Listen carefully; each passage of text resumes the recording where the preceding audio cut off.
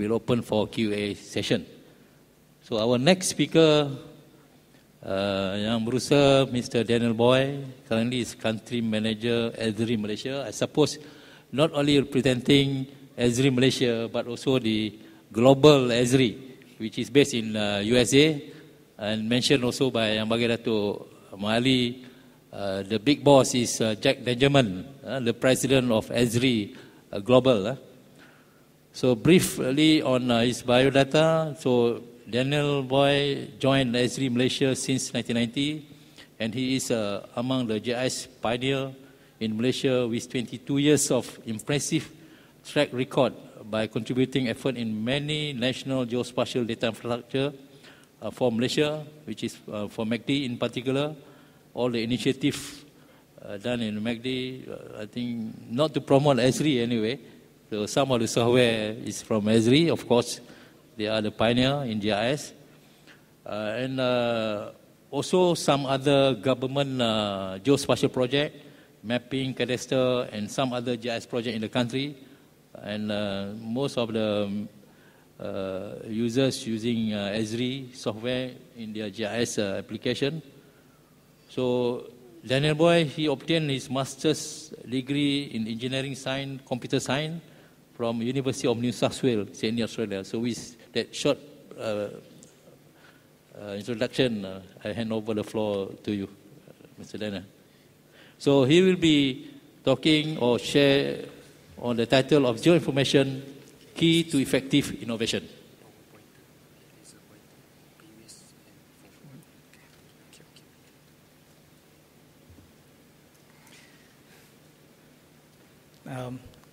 Thank you, Yang Bagian, Dato' Professor Xavier, Dr. Abdul Kadir, panel chairman, Tan Sri, Dato',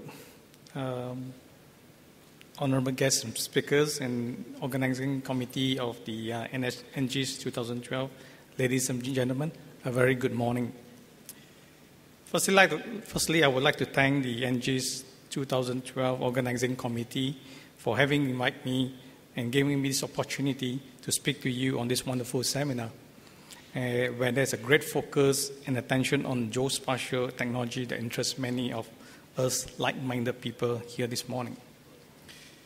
Indeed, this morning, we have heard, and we also be hearing a number of speakers who have spoken of geospatial technologies that help users to improve the ability and capacity to increase the value of geographic information to their organizations, thus lending greater support to the management in better decision-making process.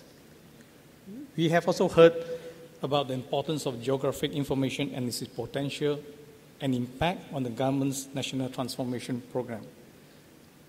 This morning, I'd like to spend my presentation time to reflect on this geospatial information and present some thoughts as to how geospatial information can be a key to effective understanding and innovation, how we are able to assimilate it, where we're heading, and more importantly, how this pervasive technology can the government do with, which ultimately impacts the people and the nation. Each passing week, each passing month, each passing year, we hear, we see, we experience the changes around us. Our world, physical, cultural, as well as economic world is changing rapidly, and very rapidly indeed. This rapid change creates many challenges for our communities, organizations, governments, and for our country. We hear of dramatic climate changes that resulted in calamities, growing population, dwindling of resources, of natural resources in the face of growing demand and consumption, loss of biodiversity, increasing poverty, and imbalances in the distribution of our wealth, and so forth, and so on. We need collective intelligence. We need collective understanding to be able to confront and think of ways to address all these challenges. All these challenges I mentioned is directly or in some ways associated has in association to geographies around us. And through geography and the use of geospatial technology, we may be able to address the bountiful challenges confronting us, and these systems, with all its foundation and data information, are able to organize, integrate, synthesize, and analyze to build up vast amount of knowledge that can provide greater and deep understanding of those issues. And hopefully they are able to help us make better decisions for organizations and for communities.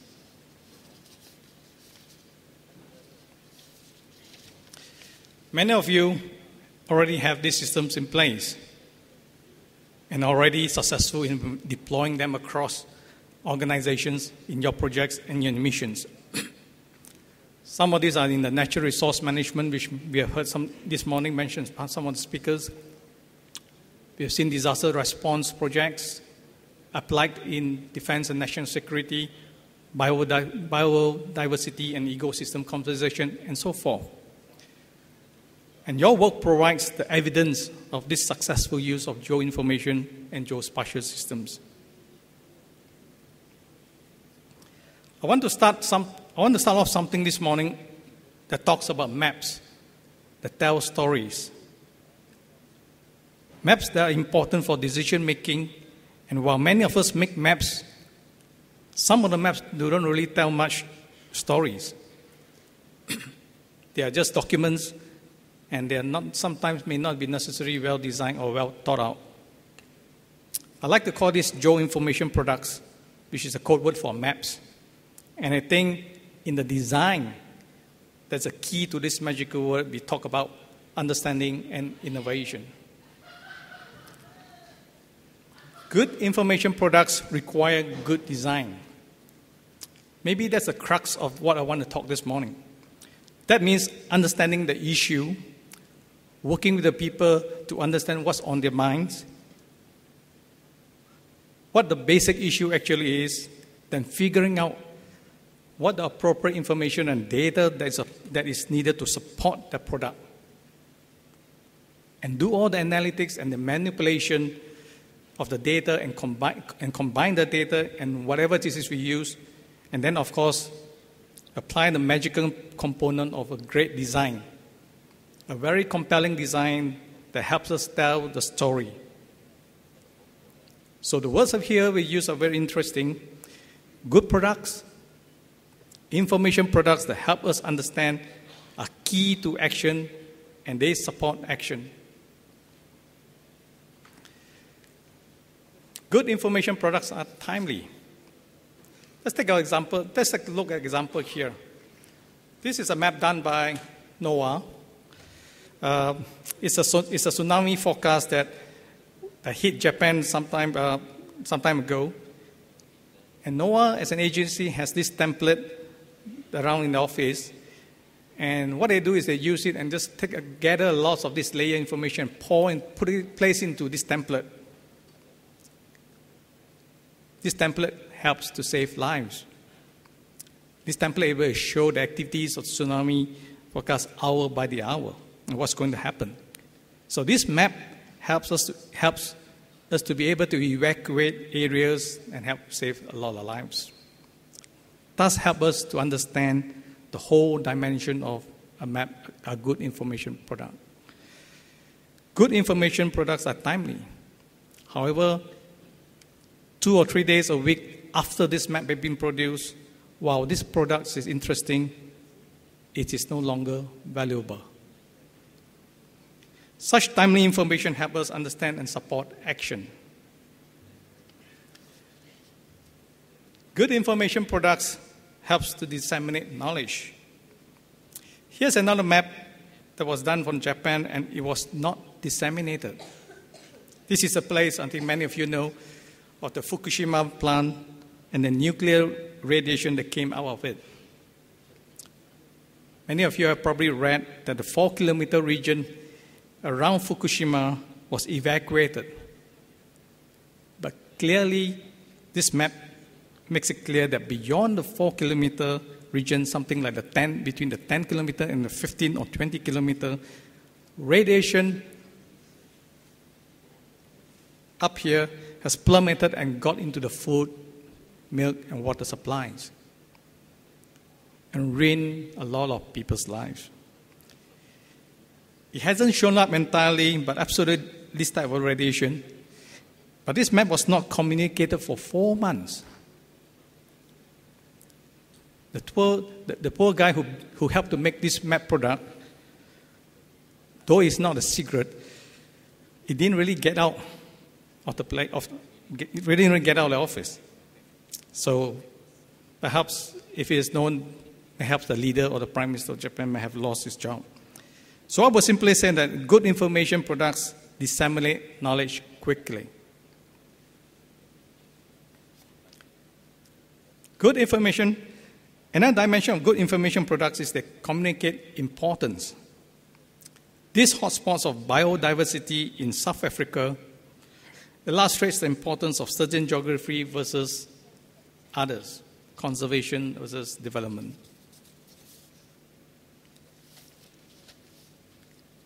And good information products also supports decision making using spatial analytics, models, and in this particular case, a place where it is in New England where people are trying to look for the best place to build wind farms, and on the right, the best place to drill for oil where the hydrocarbons actually are. So they are leveraging on all these spatial analytics capabilities of the tool to create good information product. And good information products sometimes illustrate change.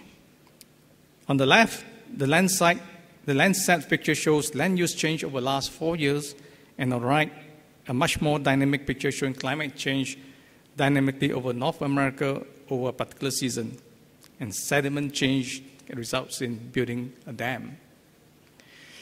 Such products will help us to understand and support the necessary action to take.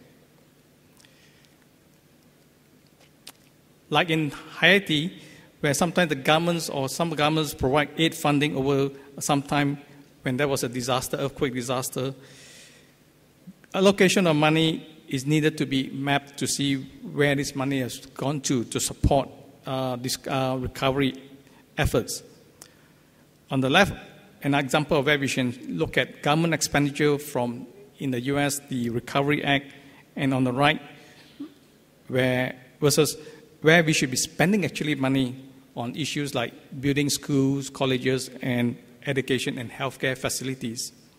So good information products that you create will be able to show the status of where things are located and where results should be seen.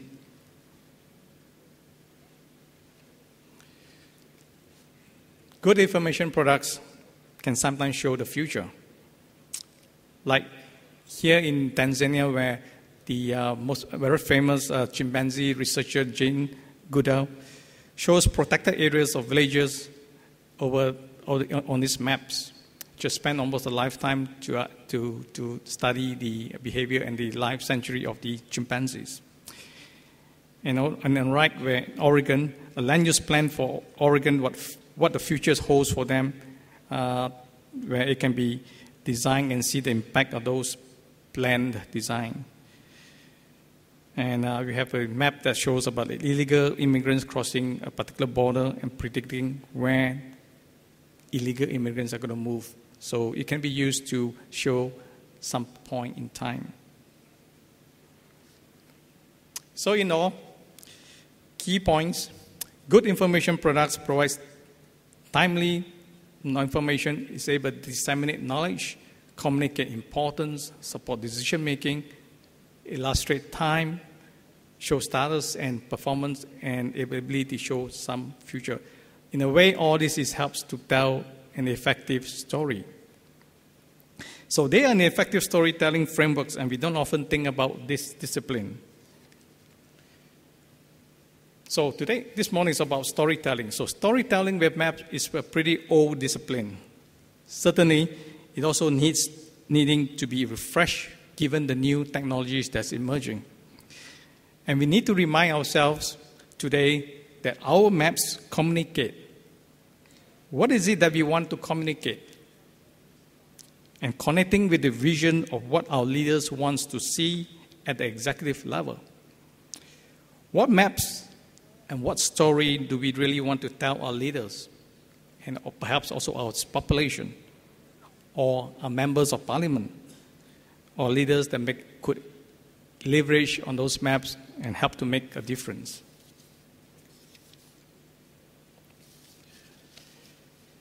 The next thing I want to talk about is a bit on GIS and how it's changing.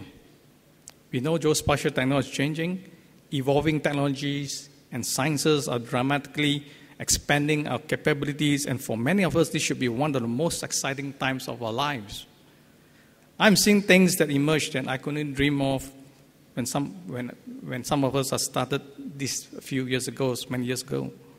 So we are increasing the ability to measure using a lot of terms that comes up like crowdsourcing tools, sensor networks, with much more data, and the whole issue of this big data or large volume of data that are bringing also other issues about how we share it and how we are able to make it available, how we put it on server and publish. And those bring up more issues of privacy and ownership, something that the last speaker spoke about, and things like that.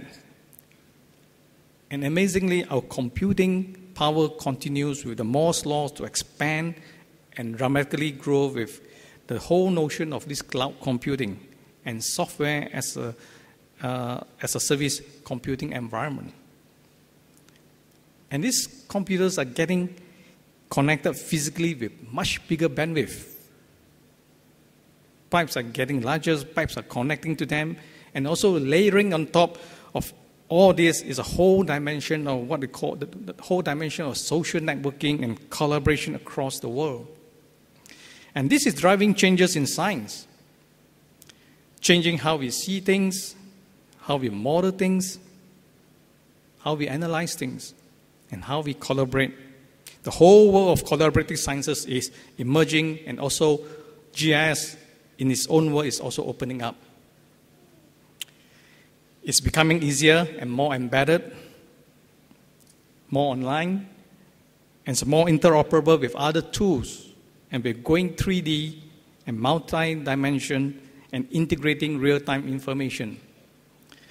These are all co-evolving together as a platform, or a series of platforms for what is happening in our profession. So out of this is emerging a new pattern. Many years ago, when I was much younger, some of you are, we used to access mini computers to do some of this work, or even workstation, very heavy, large workstations, right? But you know, when small notebooks or even tablets, computing devices, which has a lot more power than what I used to see before, things are now easier, and I can buy these machines and do my work with GIS. So there's a big change from 20 years back, or even 10 years. I'm sharing with you that we are about to see the same kind of dramatic change. We're going to see that. And when that happens with this whole cloud and this whole web pattern, this becomes a very intuitive platform that will take geospatial platform, you as a geospatial professional, the data sets that you have invested, that built over time, applications and stories that allow us all to share in an open environment with people like you. And in turn, people like you will be able to message in and interact with all this and build your own information sets, do exploration, and that we only dream of or remain perhaps in the domain of our profession in those days, in the past. This pattern is a collaborative framework. This pattern is a collaborative framework, and we will provide a greater access, many orders of magnitude greater access, and also a kind of common infrastructure that will connect different stakeholders and federal agencies, integrating, synthesizing information, facilitating better communication, breaking down all those old stovepipes, breaking down the barriers between institutions. we have seen the development of the legislative framework, the governance framework that are all parallel going, and this is going to be the emerging of the new technology framework. This pattern will also help to coordinate work, and here I'm talking about work in particular agencies, mission operations, but also in between and among agencies. The measurement organization of the survey department, the data management organization serving into an analytic framework, and the labs and research centers supporting the idea of planning and design and decision making, making this whole life cycle of change be supported in the geospatial environment.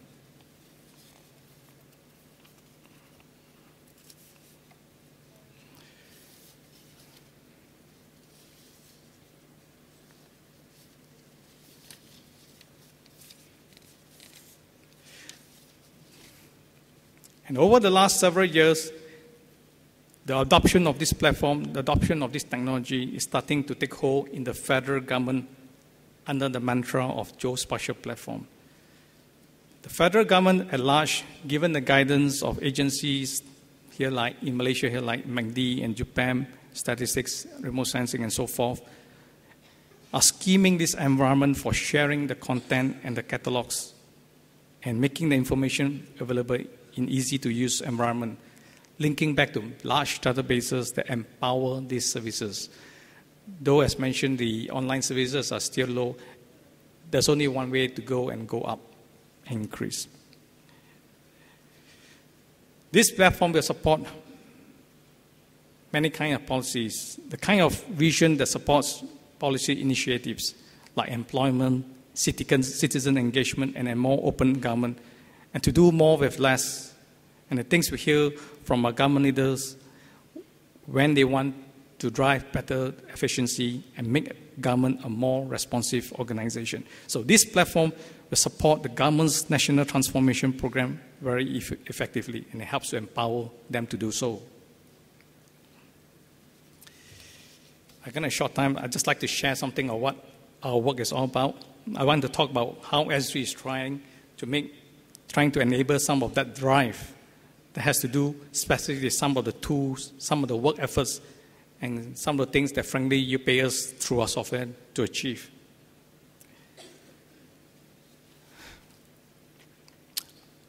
Each year we release, and every year release a major software release for technology. This year, in a few weeks' time, SG, we're going to release something called RGS 10.1, and it is not a minor release. This is a major release. It's one of the biggest releases ever in terms of capabilities and also enhancements. This kind of release in RGS 10.1 will help to empower the geospatial profession to be more effective across the organization. I'd like to speak about the RGS patterns. The patterns or these enhancements which are embedded in this soft technology is implemented both on the desktop as well as the enterprise. But it's also on the new online cloud pervasive environment with emphasis on services, cloud, computing, mobile, access to geospatial sets that you all have been building. There are 6 main themes that I'm going to talk about this morning, and I'm going to drill in particular in one. I won't have time for the rest. Perhaps I need another hour. But I can just talk on the most important one called the online. I want to start with this little discussion about RGS Online, which is where we place a huge amount of resources in the last several years to build this.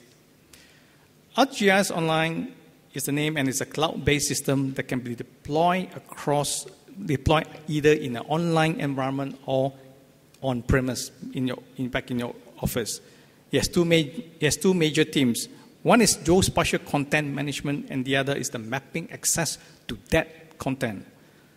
And this is subscribed to by individuals or through department access or perhaps entire enterprises. It organizes geospatial content. And what do I mean by that? It means we can link to, connect to, dynamically integrate these distributed data sets in various disciplines coming from hydrology, agriculture, meteorology, and also from older systems in different stovepipes that connects them through a user and content management system with a catalog that I can easily use web tags, search, discover, integrate data dynamically no matter where it resides. And then I can group it. I can organize this content and users into groups or communities. And for those individuals who don't have a server, I can then upload the data and have it automatically turn it into a service that people can use. So these are some of the main themes, and this is clearly a new architecture in ArcGIS. However, this is not going to obsolete the desktop or server technology, but this is a cloud environment that enables a new architecture that connects all the rest of it, all the servers and all the desktops. The heart of this system is something in what we call the intelligent maps. So most of you know what a map is, web map is. Intelligent web maps integrate services. You might think of it like a kind of a mashup, right? Multiple services, data services, map services, model services that might be living in distributed environment. These web maps are intelligent in the sense that they have vector and tile caches of information, and you can interact with them with the information pop up, and they are so dynamic. So if the weather changes, my map is also up to date.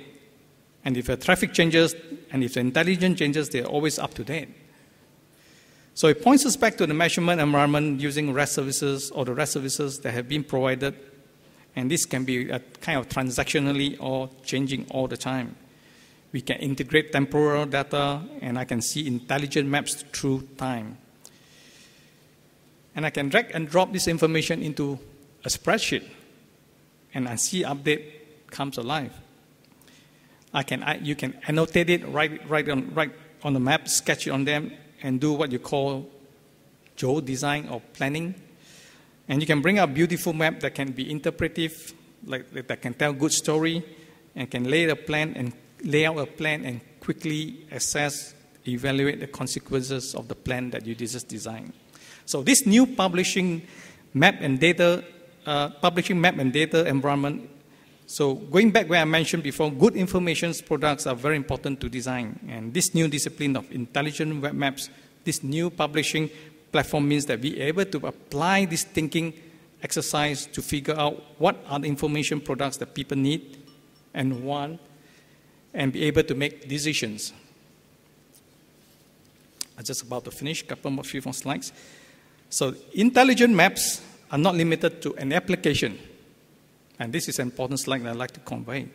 In many ways, they need no software, no GIS software. They live, they reside, and they can be viewed on a cell phone, on iPhone or Android device, or they can be embedded. I can drag and drop a map into my blog or into a website and look at it through a browser. In other words, they are not an application or neither an app. It's just a map, but sort of like an app. So if I design my information products, like what I talked earlier, if I design my information product right, they will become an app without the burden of the software. And it can go anywhere. This is a very important concept I'd like you to understand. At 10.1, we're able to see the experience, a greater sense of ease of use and integrate ArcGIS into enterprise systems that we can provide the capability that can geospatially enable contents across these enterprises.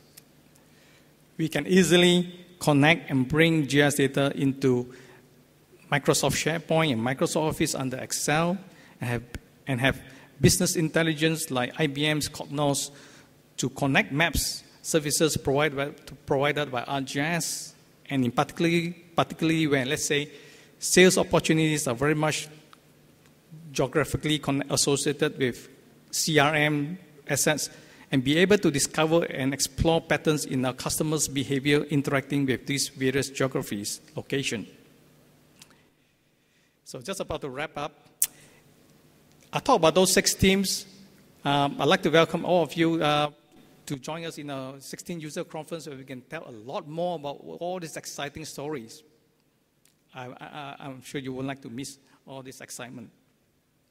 So it's on the 24th, 3rd, and 24th of October this year. So The emergence of these new geospatial platforms, organizing Geo-Information products and making it available, improve government efficiency, facilitate greater communication, certainly, enhance collaboration, increase innovation, and provide better understanding that can help to become a more responsive government.